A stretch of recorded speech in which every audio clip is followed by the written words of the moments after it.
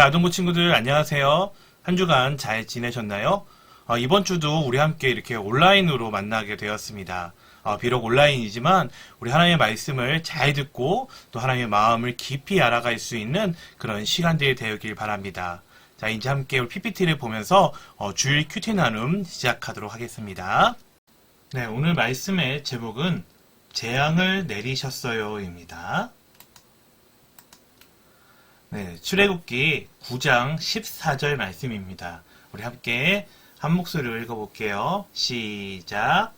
그렇게 하지 않으면 이번에는 내가 너와 내 신하들과 내 백성들에게 내 모든 재앙을 보내 온 땅에 나와 같은 자가 없음을 내가 알게 할 것이다. 아멘. 네, 바로는요, 하나님을 거역하는 왕이었어요. 그는 하나님의 뜻에 관심이 없었을 뿐만 아니라 하나님의 백성으로 부름받은 이스라엘 백성의 이 가는 길도 막았습니다. 하나님은요, 앞서 6가지의 재앙들을 통해서 바로를 깨우치려고 하셨지만 바로는 변화되지 않았어요.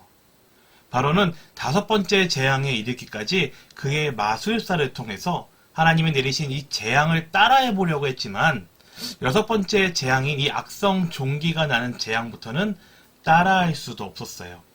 그래도 그는 계속 하나님의 권능을 인정하지 않을 뿐 아니라 오히려 그 자리를 자신이 대신하려고 했지요. 하나님은 모세를 통해서 바로에게 그가 이스라엘 사람들을 풀어주어야 할 분명한 이유를 계속 말씀해 주셨어요. 이스라엘 사람들은 하나님의 백성이므로 하나님을 경배할 수 있도록 보내주라고 하셨지요. 하나님을 경배해야 할 백성이 바로의 밑에서는 하나님을 제대로 경배하는 삶을 살 수 없기 때문에 그들을 풀어주라고 하나님은 명령하신 거예요. 만약에 그렇게 하지 않으면 이번에는 우박을 내려 들판에 있는 짐승과 사람들을 죽게 될 거라고 말씀하셨습니다. 하지만 교만한 바로는 앞선 재앙에서 그랬던 것처럼 하나님의 말씀을 듣지 않았어요. 이집트가 세워진 후 지금까지 없었던 이 무서운 우박이 내릴 것이라는 말씀을 이 바로와 함께 들었던 이 바로의 신하들 중에서는요, 하나님을 두려워하는 사람들이 있었는데 그 사람들은 가축을 집 안으로 들이기 시작했습니다. 하나님은 약속대로 정말 이집트 온 땅에 우박을 비처럼 쏟아 부으셨지요.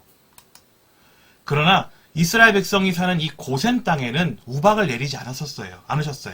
하나님은 우박 재앙을 통해 하나님이 온 자연을 다스리신다는 것을 알리신 것이죠.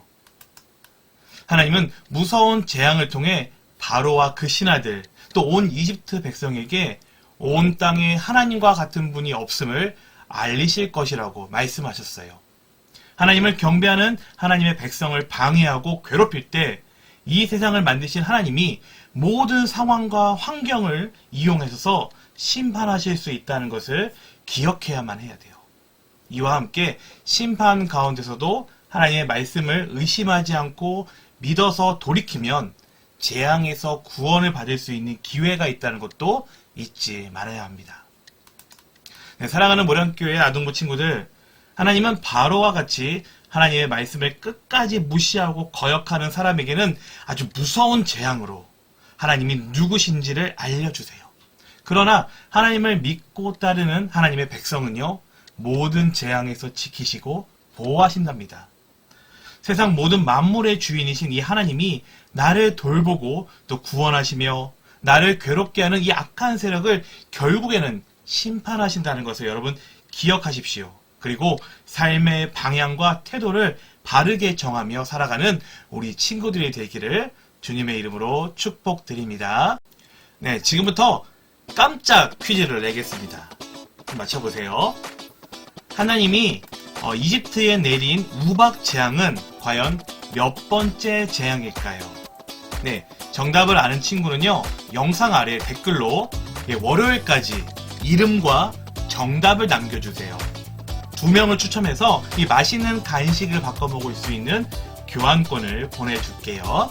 여러분, 많은 참여 바랍니다. 네, 아동부 친구들 이번 한 주도 늘 건강하고 하나님의 보호하심 속에서 날마다 평안한 삶을 누리시기를 주님의 이름으로 축복드립니다. 다음 주에 봐요, 여러분. 안녕.